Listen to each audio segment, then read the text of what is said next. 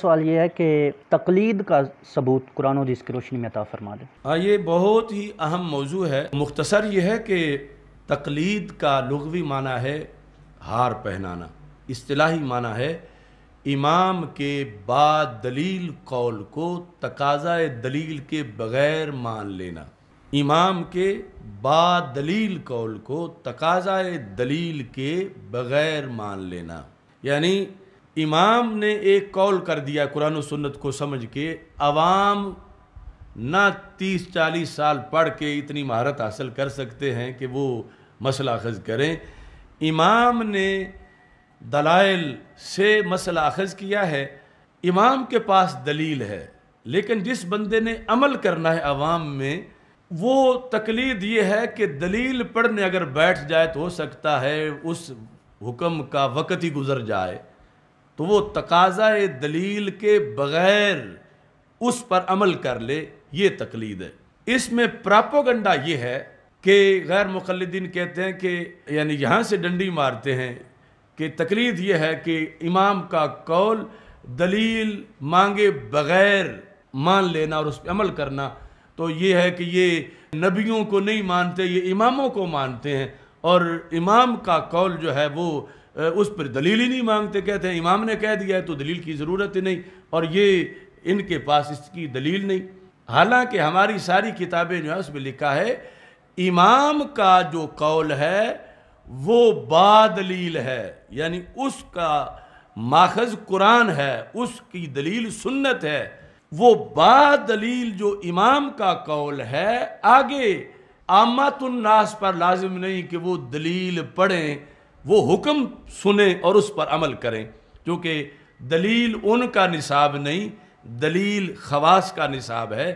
اگر ایسا ہوتا کہ امام جو مرضی ہے کہتا پھرے اور پھر لوگ اس کے مقلد بن جائیں تو یہ سراسر گمراہی ہوتی، کیونکہ امام تو نبی نہیں ہے، امام تو اللہ نہیں ہے۔ تو یہاں امام جو ہے وہ اللہ اور اللہ کے رسول صلی اللہ علیہ وسلم کے حکم کے تابع ہے، اور اخذ کیا ہے حکم کو، آگے عوام کے لیے یہ ہے کہ وہ حکم سنیں، عمل کریں۔ اب اس کی مثال ایک سنو، ایک بندہ حج کرنا چاہتا ہے عوام میں سے، اب وہ حج کرنے کے لیے ایک ہفتہ پہلے مثال کے طور پر تیاری شروع کر دے، مہینہ شروع کر دے، عوام میں سے سال بھی شروع کر دے کہ میں نے سب سے پہلے حج کے فرائض کی دلیلیں پڑھنی ہیں، واجبات کی دلیلیں پڑھنی ہیں، وقوف ہے تو کیوں ہے، رمی ہے تو کیوں ہے، تو اس بنیاد پر لاکھوں لوگوں میں سے کتنے ہیں کہ جو ہر فرض سنت کی دلیل یاد کر سکیں؟ ہو سکتا ہے حج کا ٹائم ہی گزر جائے اور انہیں ابھی آدھی دلیلیں بھی نہ آتی ہوں۔ تو شریعت میں تو یہ ہے کہ وقت آیا ہے تو تم وہ کام کرو، دلیلیں علماء کا کام ہے۔ اب دوسری طرف وہ کہتے ہیں ہر چیز کی پہلے دلیل ڈھونڈو، تو دلیل ڈھونڈنے میں بہت سی چیزیں ایسی ہیں جہاں ان کے بڑوں کو آج تک نہیں ملی، عوام کو کیسے دلیل ملے گی؟ تو اس بنیاد پر یعنی یہ ایک بھنور میں ہے، یعنی خوشنما نعرہ ہے اپنی طرف سے، لیکن دوسری طرف مطلب خلاصہ یہ ہے سینکڑوں دلائل کی روشنی میں کہ یہ امام ابو حنیفہ رحمۃ اللہ علیہ جیسے امام سے لوگوں کو ورغلا کے 1.5 اینٹ کی مسجد کے امام کے پیچھے لگانا چاہتے ہیں۔ ادھر امام ابو حنیفہ، ادھر جو ہے ان کا کوئی چھوٹا سا کسی مسجد کا، وہ کہتا ہے جو میں کہتا ہوں وہ مانو تم۔ اور مجدد صاحب نے کہا چواں کرمیں کے در سنگے نحاس، زمین و آسمان او حماس، یہ غیر مقلد اس کیڑے جیسا ہے کہ جو پتھر میں بند ہے، وہ سمجھتا ہے یہ نیچے زمین ہے اور پتھر کا اوپر والا حصہ آسمان ہے، یہی کائنات ہے، اسے پتہ ہی نہیں کہ پتھر کے اوپر کہاں آسمان ہے۔ تو یہ وہ غیر مقلدیت ہے۔ اب اس پر صرف ایک دلیل کہ حضرت معاذ بن جبل رضی اللہ تعالیٰ عنہ کو جب رسول اکرم صلی اللہ علیہ وسلم نے یمن کا قاضی بنا کے بھیجا تو فرمایا بما تقضی یا معاذ، معاذ یہ بتاؤ وہاں فیصلے کس طرح کرو گے؟ یعنی لوگوں نے، وہاں کی رعایا نے، وہاں کی عوام نے تجھے فالو کرنا ہے، اور انہوں نے حکم دیا کہ تم نے معاذ کا کہنا ماننا ہے، ان سے شریعت پوچھنی ہے، اور جو یہ کہیں وہ تمہارا دین ہے، تم نے اس پہ عمل کرنا ہے۔ اور ان سے پوچھا کہ تم کیسے مسئلے بیان کرو گے؟ فیصلہ آئے گا تو کیسے جواب دو گے؟ انہوں نے کہا اقضی بے کتاب اللہ، میں اللہ کی کتاب سے فیصلہ کروں گا۔ یہ جامع ترمذی کی حدیث شریف ہے، اللہ کی کتاب سے میں فیصلہ کروں گا۔ تو ہمارے آقا علیہ السلام نے فرمایا اِن لَمْ تَجِدْ فِي کتاب اللہ، اگر تم اللہ کی کتاب میں نہ پاؤ تو پھر کیا کرو گے؟ اب انہوں نے آگے سے یہ نہیں کہا جو ان کا نعرہ ہے غیر مقلدین کا کہ کیسے ہو سکتا ہے کہ اللہ کی کتاب میں نہ ہو، اللہ کی کتاب میں ہوگا، ایسا نہیں انہوں نے کہا۔ انہوں نے کہا اقضی بسنت رسول ہی، اگر مجھے نہ ملا، ہونا اور چیز ہے، مجھے ملنا اور چیز ہے، اور اس وقت تو بھی سارا قرآن نازل بھی نہیں ہوا تھا۔ اگر مجھے نہ ملا تو میں سنت رسول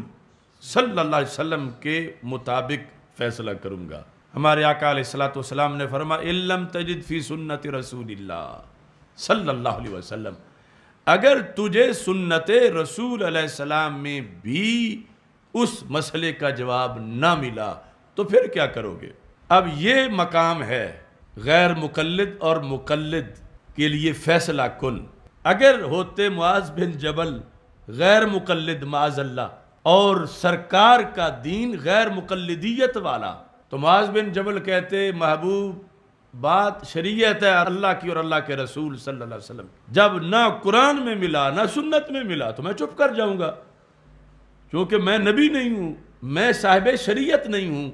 میں کیوں کسی کو جواب دے کے گمراہ کروں، میں چپ کر جاؤں گا۔ تو انہوں نے کیا بولے؟ کہتے ہیں اجتہدو برأیی، میں مسئلہ بتاؤں گا، کیسے؟ اپنی رائے سے اجتہاد کروں گا، یعنی جو مجھے قرآن و سنت معلوم ہے اس کو سامنے رکھ کر میں اجتہاد کروں گا اپنی رائے سے، اجتہدو برأیی۔ تو اب یہ موقع تھا کہ اگر اس عمل میں کوئی بھی معمولی سا سکم ہوتا تو ہمارے آقا علیہ السلام فرماتے معاذ یہ غلط ہے، تمہاری رائے کیا ہوتی ہے؟ حکم اللہ کا ہے، اللہ کے رسول صلی اللہ علیہ وسلم کا ہے، اور تم اپنی رائے بیچ میں لے آئے ہو۔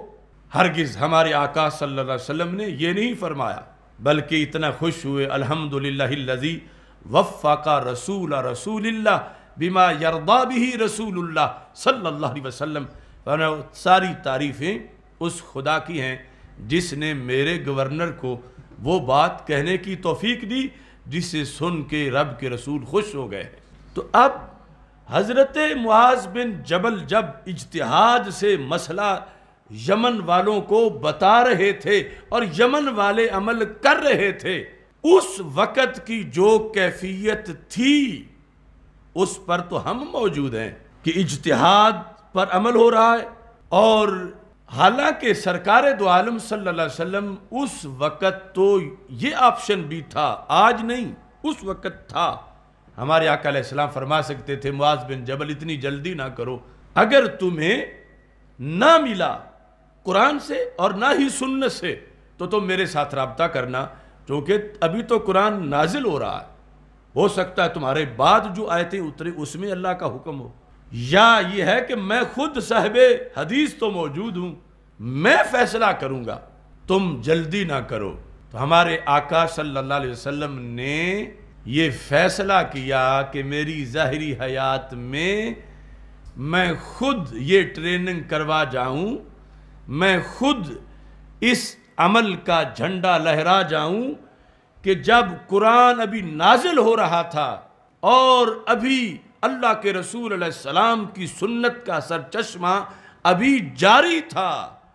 اس وقت اگر غیر نبی کا حکم دلیل کی روشنی میں مانا جا سکتا ہے تو پھر قیامت تک جب نہ وحی آئے گی نہیں اور نہ سرکار صلی اللہ علیہ وسلم کی نئی حدیث آئے گی تو پھر تو بطریق اولا تقلید ہی کی جائے گی۔